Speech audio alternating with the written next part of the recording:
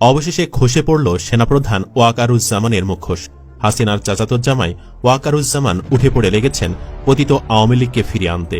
আওয়ামী লীগের ফিরে আসায় সমঝোতা করতে ছাত্র নেতাদের ওপর চাপ প্রয়োগ করছেন সেনাপ্রধান। এমনই অভিযোগ করেছেন জুলাই আন্দোলনের অন্যতম সংগঠক ও জাতীয় নাগরিক পার্টির দক্ষিণ অঞ্চলের মুখ্য সংগঠক হাসনাত আব্দুল্লাহ।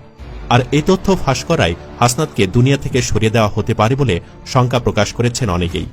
এখানেই শেষ নয়, এখন একের পর এক বেরিয়ে আসতে শুরু করেছে সেনাপ্রধানের সমস্ত অপকর্ম।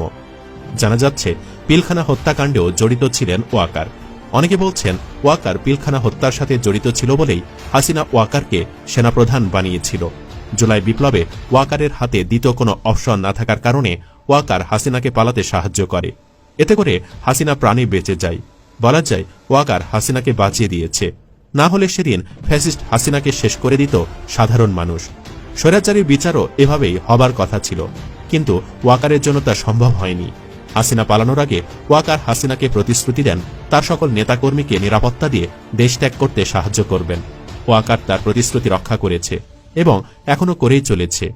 প্রশ্ন হচ্ছে, সেদিন যদি হাসিনা না পালাতো তাহলে কি হতো? সেদিন হাসিনা না পালালে একদল বিদ্রোহী সেনা অফিসারের হাতে ওয়াকারের প্রাণ যেত এবং হাসিনার মৃত্যু হতো গণভবনে, সাধারণ ছাত্র জনতার হাতে।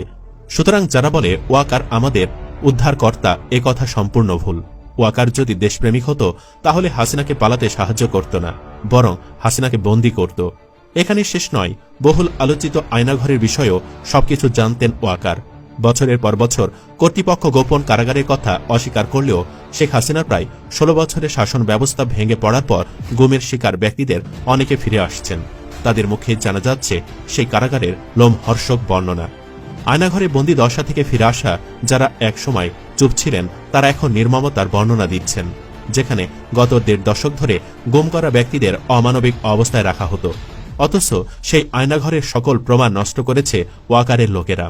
এদিকে ক্যান্টনমেন্টের মিটিংয়ে সার্জিস আর হাসনাতকে যখন ওয়াকার আওয়ামী লীগকে ফিরিয়ে আনার প্রস্তাব দিল, তখন ওরা একদম ক্লিয়ার বলে দেয়, আপনি এটা করলে 5 তারিখের উল্টো ইমেজ তৈরি হবে আপনার, সারা দেশে ভিলেন হয়ে যাবেন। ওয়াকার সঙ্গে সঙ্গে উত্তর দেয়, আই কেয়ার নাথিং, কে কি বলল আমার যায় আসে না। এদিকে বড় বড় তালেবররা কয়েক মাস ধরে ওয়াকার আর কচু খেতে দালালি করে যাচ্ছে। ওয়াকার এখন পুরোপুরি আওয়ামী পুনর্গঠন প্রক্রিয়ায় ঢুকে গেছে, নিজে সব লিড দিচ্ছে।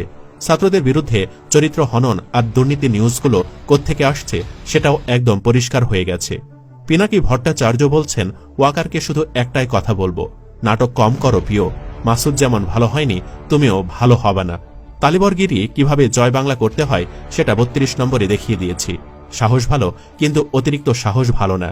খালেদ মোশাররফও সাহস দেখাইছিল, আওয়ামী লীগ আর ফিরবে না, ফিরতে দেওয়া হবে না, ফুল স্টপ। তবে অনেকেই হাসনাতের এই খবর প্রকাশের পর তার জীবনে নিরাপত্তা নিয়ে শঙ্কা প্রকাশ করেছেন। অনেকে বলছেন এই গেমে হাসনাত ভাই হেরে যাবেন। আমি জানি কাল থেকে হাওয়া থেকে আসমান থেকে দুর্নীতি বা নারী কেলেঙ্কারি নিউজ আসতে থাকবে। ফরম্যাট এক থাকবে, নিউজ এক থাকবে, খালি মিডিয়া আলাদা। বাট ফ্যাক্ট কি জানেন? যে মিটিং থেকে উঠে আসছে ওইটা অ্যাকসেপ্ট করলে 5,000 কোটির ফান্ড পেয়ে যেত হাসনাত। বোকা মানুষ, টাকাও ছেড়ে আসছে, এখন আবার ওই দুর্নীতি নিউজে ফাঁসবে। বাংলাদেশে এমনই হয় সাধারণত। আজ পর্যন্ত ওই প্রেসক্রিপশনের বাহিরে গিয়ে কেউ রাজনীতি করতে পারে নাই। হাসনাত পারলে ভালো, না পারলে ছেলেমেয়েদের আজকের এই গল্পটা শোনাবো আমি। শোনাবো আমাদের এক জার্সি পরা ক্যাপ্টেন ছিল, হ্যাঁ কাপ্তানি তো। যখন 1000 কোটির ডিলিংয়ে ক্যাশ প্রেমিকরা দেশপ্রেমিকের সার্টিফিকেট বিক্রি করেছে, তখন এই ছেলেটা একটা জার্সি পরে সেটা সবাইকে বলে দিয়েছে, স্যালুট ক্যাপ্টেন বাংলাদেশ। আবার কেউ কেউ বলাবলি করছেন বাংলাদেশের রাজনীতি হচ্ছে গরিবের হক মেরে ভালো থাকার রাজনীতি, সেনাবাহিনীরা দেশের সাথে গাদ্দারি করবে, সেটা আগে থেকে আজ করেছিলাম। হাসনাত লাস্ট পোস্টটা যে সৎ সাহস নিয়ে করেছে, তার জন্য জীবন দিয়ে এর মূল্য দিতে হতে পারে যদি দেশের জনগণ এক না হয়। সেনাবাহিনীর একটা অংশ যে আগে থেকেই সমন্বয়কদের বিরোধিতা করছে, তারও প্রমাণ মিলেছে সামাজিক যোগাযোগ মাধ্যমে।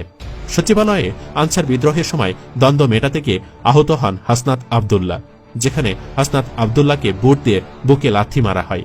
সে সময় অনেকেই এই কাজের জন্য আনসার সদস্যদের দায়ী করেছিল, কিন্তু এখন জানা যাচ্ছে কারা হাসনাত আব্দুল্লাহকে বুট দিয়ে বুকে লাথি মারতেছিল আর বলতেছিল ওরে মাইরা ফেল। ওই 10-12 জনের সবাই ছিল সেনাবাহিনী। আমরা 3-4 জন উপস্থিত না থাকলে সেদিন হয়তো আনসারদের ওপর দায় চাপিয়ে হত্যা করা হতো হাসনাতকে। সবাই রাজুতে আয়, সবাই রাজুতে আসো, সবাই রাজুতে আসো, এভাবে আমাদের সবাইকে ঘিরে রেখেছে। আর এজন্যই পুরো বিষয়টি পরিষ্কার হয়ে গেছে যে বর্তমান সেনাপ্রধান আওয়ামী দালাল। এটা মোটামুটি সবাই জানে, কারণ এর নিয়োগদাতা খুনি হাসিনা। তারপরও বাংলাদেশের মানুষ ভেবেছে যে 5ই আগস্টের পরে সেনাপ্রধান নিজেকে শুধরে নিবে, কিন্তু সেটা হয়নি। কারণ কুত্তার লেজ কখনো সোজা হয় না। 1500 মানুষকে খুন করার পরেও এই আওয়ামী দালাল আওয়ামী লীগকে পুনর্বাসন করার জন্য প্রতিনিয়ত চেষ্টা করে যাচ্ছে।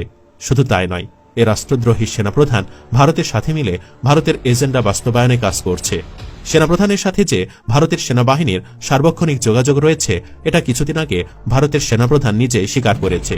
এজন্যই ইউটিউবার পিনাকি ভট্টাচার্য সেনাপ্রধানকে সরিয়ে দেওয়ার কথা বলেছিল। সেনাপ্রধান চাচ্ছে দেশে গৃহযুদ্ধ লাগিয়ে হলেও খুনি হাসিনাকে পুনর্বাসন করতে। তাই অনেকে মনে করছে সেনাপ্রধানকে এই পদ থেকে সরিয়ে দেওয়া উচিত এবং একজন যোগ্য দেশপ্রেমিককে সেনাপ্রধান বানানো উচিত। নইলে এই বাহিনী কখনোই কলঙ্কমুক্ত হবে না। তবে বিরোধী মতও আছে। অনেকে মনে করছেন সেনাপ্রধানকে ফাঁসানো হচ্ছে। চাকরিচ্যুত ম্যাজিস্ট্রেট তাপসী তাবাসসুম উর্মি লিখেছেন, বিশ্বস্ত সূত্রের বরাত দিয়ে জানা গেছে হাসনাত আবদুল্লাহ সামাজিক যোগাযোগ মাধ্যমে যে দাবি করেছেন তার কোনো সত্যতা নেই। এটি তাদের নতুন দলকে ক্ষমতায় আনতে একটি চক্রান্ত। এই ষড়যন্ত্রের মূল লক্ষ্য হল সেনাপ্রধান ও রাষ্ট্রপতিকে সরিয়ে দেওয়া। কারণ বর্তমান প্রশাসন থাকলে তারা নিজেদের উদ্দেশ্য সফল করতে পারবে না। প্রথমে ছাত্র ও সেনাবাহিনীর মধ্যে সংঘর্ষ সৃষ্টি করে দেশকে অরাজকতার দিকে ঠেলে দেওয়ার পরিকল্পনা করা হয়েছে। এরপর সেনাপ্রধানকে বদল করে এবং রাষ্ট্রপতিকে সরিয়ে একটি কৃত্রিম নির্বাচন আয়োজনের মাধ্যমে তাদের নতুন রাজনৈতিক দল এনসিপিকে ক্ষমতায় আনার নীল নকশা বাস্তবায়ন করতে চায় চক্রটি। এই পরিকল্পনার পেছনে জামায়াতের বড়সড় হাত রয়েছে। তবে বিএনপি ইতোমধ্যে বুঝে গেছে যে আওয়ামী লীগ ছাড়া নির্বাচনে অংশ নিলে তারা সুবিধা করতে পারবে না। তাই বিএনপি এই ষড়যন্ত্রে সরাসরি অংশ নেবে না। আওয়ামী লীগ ক্যান্টনমেন্ট থেকে জন্ম হওয়া দল নয়। আওয়ামী লীগ সেই দল যাদের হাতে এদেশের পতাকা ও মানচিত্রে জন্ম হয়েছে। সঠিক সময়ে আওয়ামী লীগ ফিরে আসবে। বর্তমানে খেলা দেখেন। যদিও অনেকেই উর্মির এই দাবিকে মিথ্যা বলে মন্তব্য করেছেন। দর্শক, আমরা ভিডিওটির প্রায় শেষ পর্যায়ে চলে এসেছি। যেতে যেতে একটি কথাই বলতে চাই, উত্তরপাড়া ও ভারতের প্রেসক্রিপশনে আওয়ামী লীগের চ্যাপ্টার ওপেন করার চেষ্টা করে লাভ নেই। আওয়ামী লীগ 5 আগস্টেই নিষিদ্ধ হয়ে গেছে। যারা আওয়ামী লীগকে নতুন করে ফেরানোর চেষ্টা করবে তাদের পরিণতি হবে হাসিনার মতোই। আপনিও কি চান সেনাপ্রধান ওয়াকারুজ্জামানকে যেন এখনই তার পদ থেকে সরিয়ে অন্য কাউকে ওই পদে বসানো হোক? কমেন্ট বক্সে ইয়েস অথবা নো লিখে জানিয়ে দিন আপনার মতামত। দেখা যাক কোন পক্ষে বেশি ভোট পড়ে। ভিডিও ভালো লাগলে লাইক দিন এবং চ্যানেলটি সাবস্ক্রাইব করা না থাকলে সাবস্ক্রাইব করে রাখুন। ধন্যবাদ।